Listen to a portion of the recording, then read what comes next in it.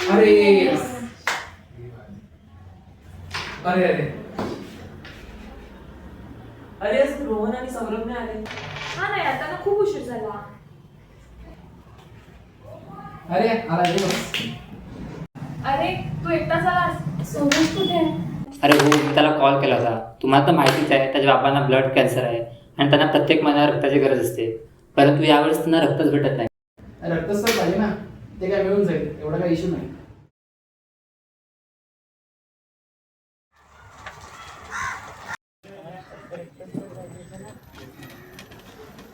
काय मित्रा? अरे पाहिजे नाही. काय झालं? अरे वेळेवर रक्त न मिळाल्यामुळे काल सौरभच्या बाबांचे निधन झाले. काय?